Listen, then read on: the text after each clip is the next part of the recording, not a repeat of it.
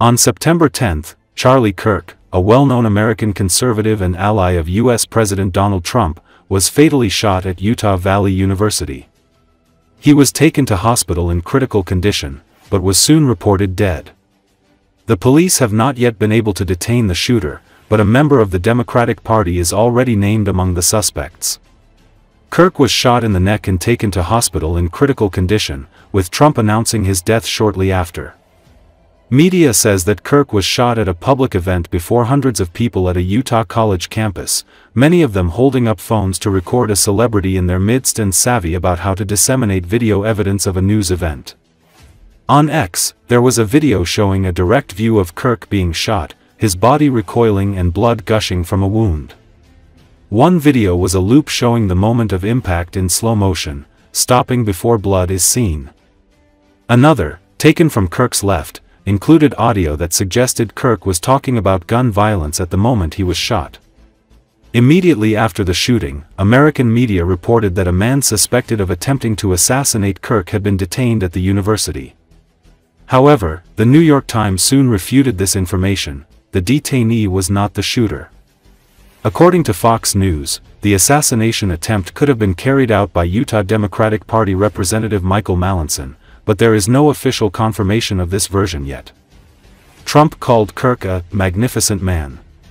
He first called for prayers for the politician's recovery, but then announced his death. Charlie Kirk is dead. No one understood or empathized with the youth of the United States of America better than Charlie. He was loved and admired by everyone, especially me, and now he is no longer with us, then he said. House Speaker Mike Johnson said he would hold a moment of silence for Kirk. Political violence has become too common in American society, and we are not like that. We can resolve differences and disputes in a civilized manner, he said. At first, Kirk was not an active supporter of Trump, saying he was not his biggest fan. But he soon changed his tune. In 2016, he appeared on Fox News with Trump's son Eric and his daughter Lara. He later became known as a staunch Trump supporter, focusing on right-wing activism, and was called amazing and a special talent by the president himself. Supporters of the Democratic Party considered Kirk one of the main disseminators of conspiracy theories, and accused him of radical views. In 2020, he questioned the need to fight COVID-19 and also claimed that the election that year was stolen by Democrats.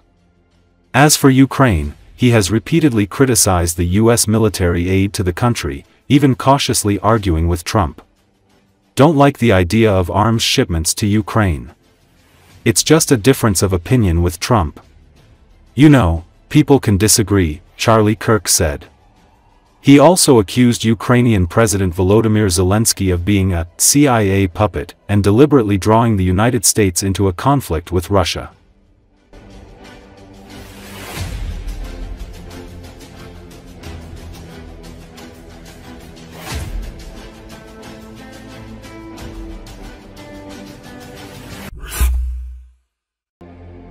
UK Prime Minister Keir Starmer has condemned an Israeli strike targeting Hamas leadership in Qatar's capital city, saying, "They do nothing to secure the peace that the UK and so many of our allies are committed to." Starmer was addressing MPs in Parliament during the weekly session of Prime Minister's Questions on Wednesday.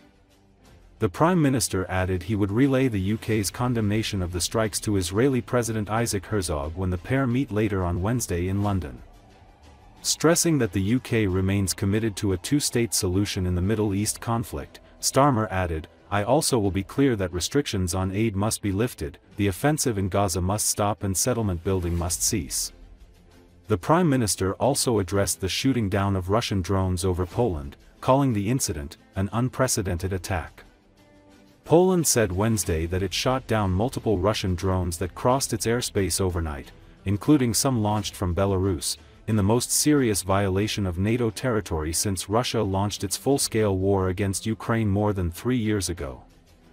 Mr. Speaker, turning to other events, I condemn the strikes that Israel carried out in Doha yesterday.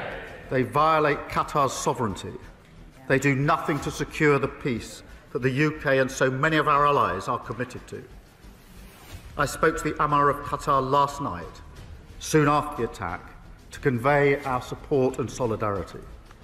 He was crystal clear that notwithstanding the attacks, he would continue to work on a diplomatic solution to achieve a ceasefire and a two-state outcome.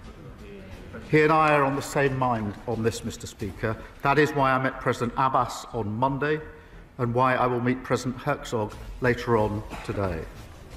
I will be absolutely clear that we condemn Israel's action. I will also be clear that restrictions on aid must be lifted, the offensive in Gaza must stop, and settlement building must cease.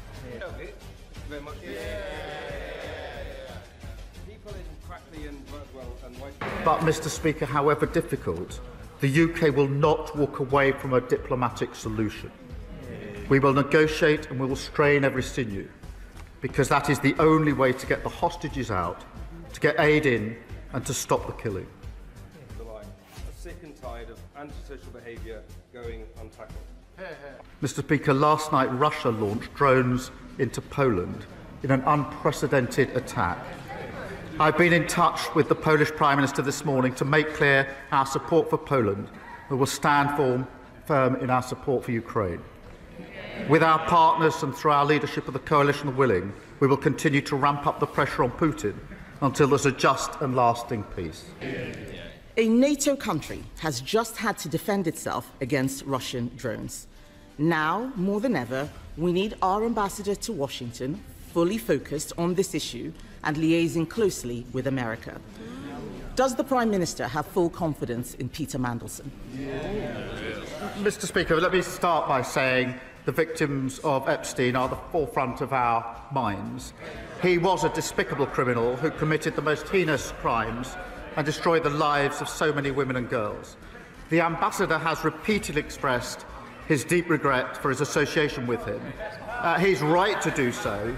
I have confidence in him, and he's playing an important role in the UK-US relationship. But the victims of the paedophile Jeffrey Epstein have called for Lord Mandelson to be sacked.